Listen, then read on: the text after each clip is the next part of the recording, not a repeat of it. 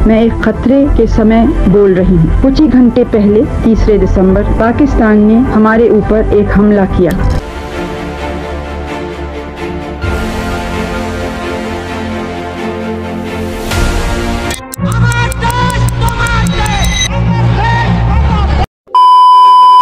আমরা তো শুনে আসতেছি ভারত আমাদের জন্য অনেক কিছু করেছে 1971 সালে। তো ভারত আমাদের জন্য পাকিস্তানের বিরুদ্ধে একটি অপারেশন চালায়, যেটার নাম ছিল অপারেশন ট্রাইডেন্ট। চলো আজকে এটা সম্পর্কে জানবো। এটা করে ভারতের লাভ কি ছিল এটা আমরা আজকে জানবো। সংগ্রাম আমাদের মুক্তির সংগ্রাম, এবারে সংগ্রাম স্বাধীনতার সংগ্রাম। জয় বাংলা। 1971 সালের মুক্তিযুদ্ধের সময় ভারতীয় নৌবাহিনী একটি গোপন ও সফল সামরিক অভিযান চালায়। এটি 4 ডিসেম্বর 1971 সালের রাতে পরিচালিত হয় এবং এতে ভারতের নৌবাহিনী পাকিস্তানের করাচি বন্দরে ভয়াবহ আক্রমণ চালায়। এই অভিযানে ভারত প্রথমবারের মতো মিসাইল বোট ব্যবহার করে, যা যুদ্ধের মোড় একেবারে ঘুরিয়ে দেয়। 1971 সালের মুক্তিযুদ্ধে ভারত পাকিস্তানের বিপক্ষে সরাসরি জড়িয়ে পড়ে। ভারতীয় নৌবাহিনী পরিকল্পনা করে যে পাকিস্তানের করাচি বন্দর ধ্বংস করে ফেলবে। তাদের সামরিক ও অর্থনৈতিক কার্যক্রমে বিশাল ক্ষতি হবে। করাচি বন্দর ছিল পাকিস্তানের অন্যতম প্রধান সামরিক ঘাঁটি ও বাণিজ্য কেন্দ্র। ভারতীয় নৌবাহিনীর পরিকল্পনা অনুযায়ী এই অভিযানে অংশ নেয় INS নির্ঘাট, INS নিপাত, INS বীর, INS কিলতান।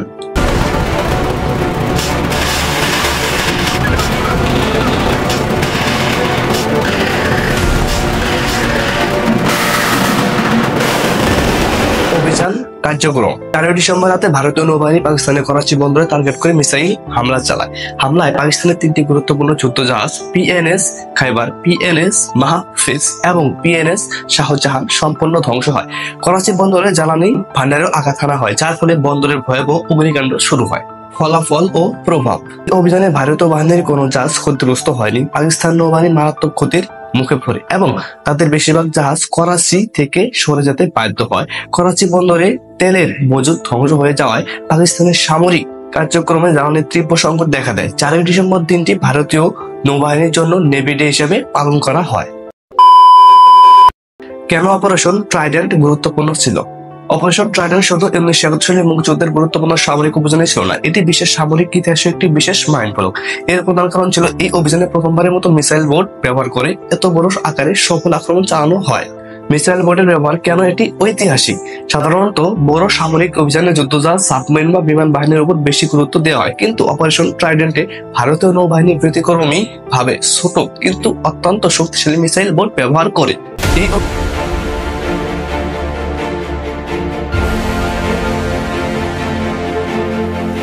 এই অভিযানে ব্যবহৃত মিসাইল বোটগুলো ছিল তুলনামূলকভাবে ছোট আকারের, দ্রুতগামী এবং রাডারে ধরা পড়ার সম্ভাবনা কম। ভারতীয় বাহিনী রাতের আধারে মিসাইল বোট ব্যবহার করে করাচি বন্দরের অতি নিকটে পৌঁছে যায়, যা পাকিস্তানের নৌ ও আকাশ প্রতিরক্ষার নজরে গিয়েছিল। মিসাইল বোট ব্যবহারের সাফল্য। পাকিস্তানের 3টি গুরুত্বপূর্ণ যুদ্ধজাহাজ PNS খাইবার, PNS মাহফিজ এবং PNS শাহজাহান সম্পূর্ণ ধ্বংস হয়।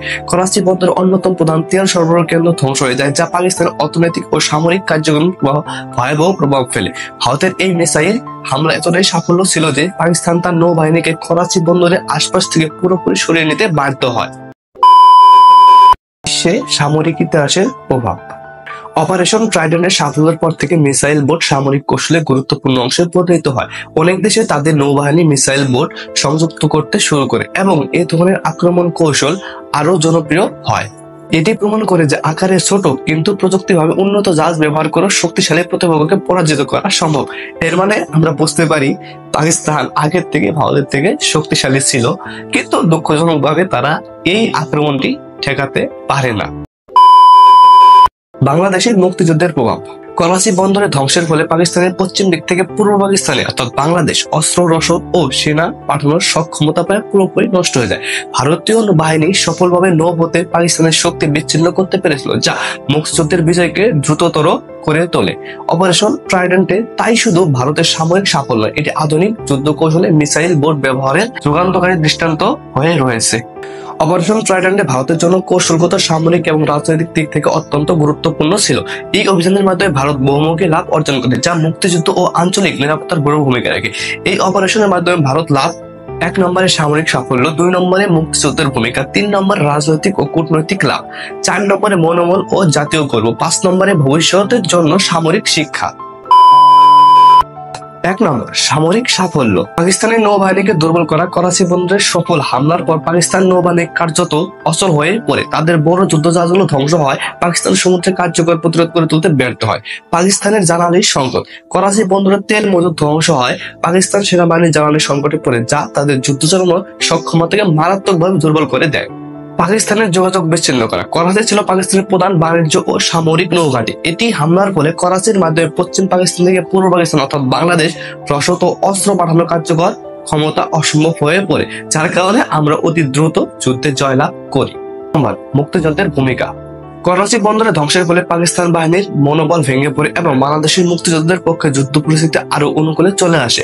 ভারতীয় বাহিনী মুক্তিযোদ্ধাদের সহায়তা করার জন্য তারা নির্ভয়ে সমুদ্রপথ ব্যবহার করতে পারে, যা পাকিস্তানকে দ্রুত আত্মসমর্পণে বাধ্য করে। 3. রাজনৈতিক ও কূটনৈতিক লাভ।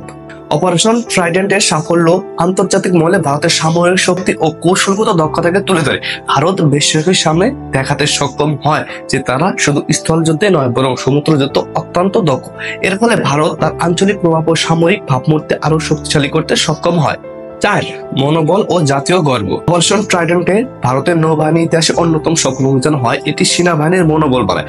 অপারেশনের সফলতা সহকারে ভারত প্রতি বছর 4 ডিসেম্বর দিনটিকে নেভি ডে হিসেবে উদযাপন করে, যা তাদের ঐতিহাসিক বিজয়ের প্রতীক হিসেবে রয়ে গেছে।